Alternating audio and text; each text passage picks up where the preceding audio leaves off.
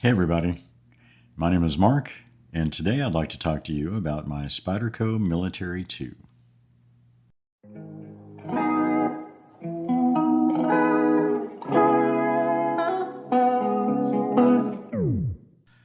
Alright, so the Spyderco Military 2. This knife, in case you have never held it or seen it compared to other knives, this is not the Paramilitary 2. This is a gigantic big boy of a knife. This is a full 4-inch blade.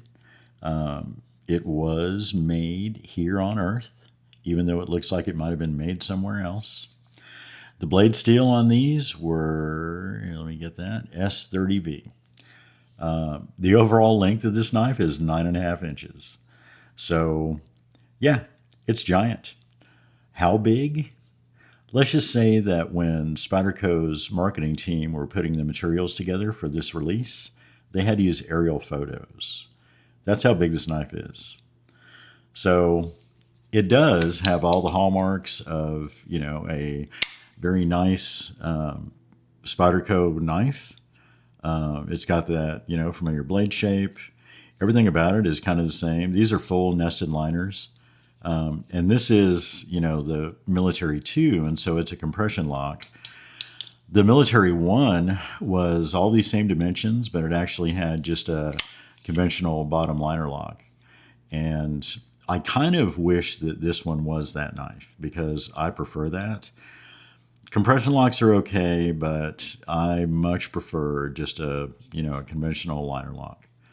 But that's okay. I'm not going to have this knife for very long. I'm going to go ahead and probably sell it or see if I can trade it for something else. I've had so many PM2s over the years, and I actually haven't had one for probably 6 months. I snapped the tip off probably my 15th one. And that's the thing about Spyderco blade steels. They're excellent, and they will hold an edge forever. But you have to be careful because they're kind of brittle. And I've snapped the tip off, several. But it's also the knife that I've probably carried the most of over the years. I started off buying Spyderco knives back in the day, and they kept me going for years and years, and Spyderco is my jam. And I am still a Spyderco fanboy, but it's become kind of a love-hate relationship over the years. They're an iconic brand, and they, really produce some great stuff, but not everything they've ever produced is just a home run, They can't all be home runs. So, but I do still like Spyderco, and I like this knife very much. It's just, you got to find out where you're going to put this. You got to, you got to plan ahead, you got to sketch this stuff out every morning and figure out what you're going to do. To me, unless your street name is like Big Pockets McGee or something, you're going to have to figure out where you're going to carry this, and you're going to have to kind of plan. So I would not carry this, maybe a back pocket carry, but then only, and it's not a heavy knife. This is, it's only, I think it's 3.8 ounces, something like that. Possibly 4.3, I can't remember. But for the size, it's a very light knife, so it feels light compared to other knives that I have. And I don't have anything this big. This is my biggest knife, but it's only by about 1/10 of an inch, blade. But as far as weight goes, per inch, it's kind of the lightest, of the bunch, I guess. So, but I like this knife very much. I just really wish that it was just a liner lock. And I've been in this one and kind of tuned it the way I like Spyderco to be tuned. I can still get my flick on and all that stuff, but when you tune, because these all run on washers, so when you tune it, you kind of have to tune it where, the blade is just loose. But I don't like deploying it that way. Like I said, I'm not really a fan of compression locks, but a lot of people will just deploy it, using the compression lock at the top. To me, that's not a very good purchase on the knife. You're just up here, you barely have a grip on it. You're kind of, you know, sacrificing quite a bit. You wouldn't be able to deploy it with a full grip and just actuate this. And even to put the blade back when you're done and put it back in the handle, you can't do it like this or, any way like that. You basically have to get all your fingers out of the way and then actuate the compression lock again. So to me, it feels like it's going to fall out of my hand if I'm not paying attention whenever I'm trying to use the compression lock, because it's just right over the top, right on the spine. So yeah, they're okay, and a lot of people love them, but I'm old and I'm set in my ways, and I would rather have, just a liner lock, and a really smooth one at that. But this one's okay. So we're going to do some size comparisons. It's pretty hysterical when you do these because, all of the usual suspects, they don't really work for a size comparison, with this knife. So, it's 9.5 inches overall. It's a gigantic knife.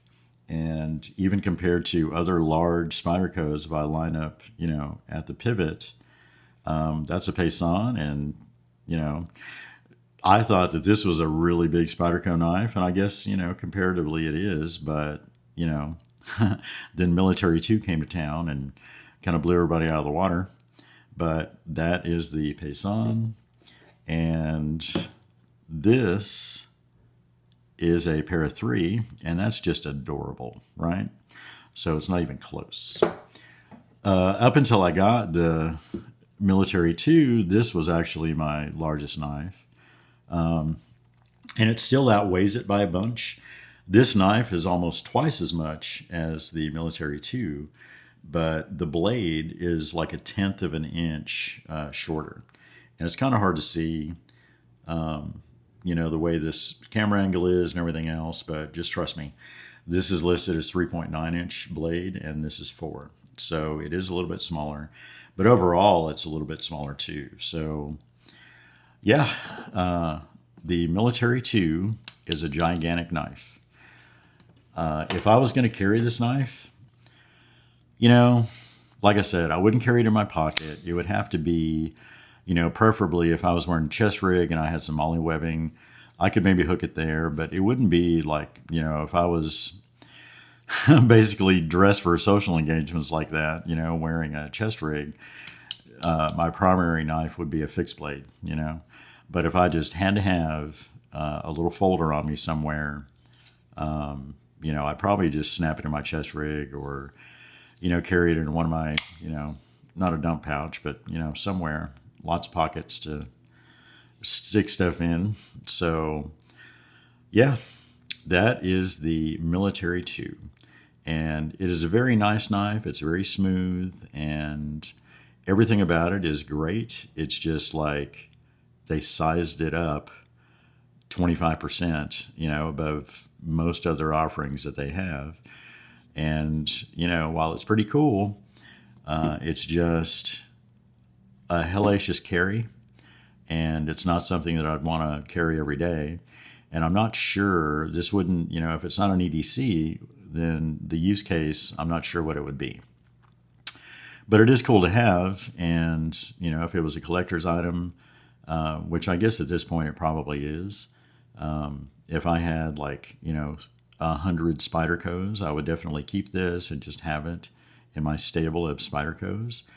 But as it sits, I don't really have a use for this knife, and it's just too big for me to comfortably carry or plan around or any of that stuff. And so this one's going to be saying goodbye here pretty soon. But before it leaves, I just kind of wanted to share it with you. This is an older knife, so this is not new news, and it's not the newest video on this knife or anything. But it's my video on this knife, so I hope somebody got something out of it, and I appreciate you watching. Thanks very much.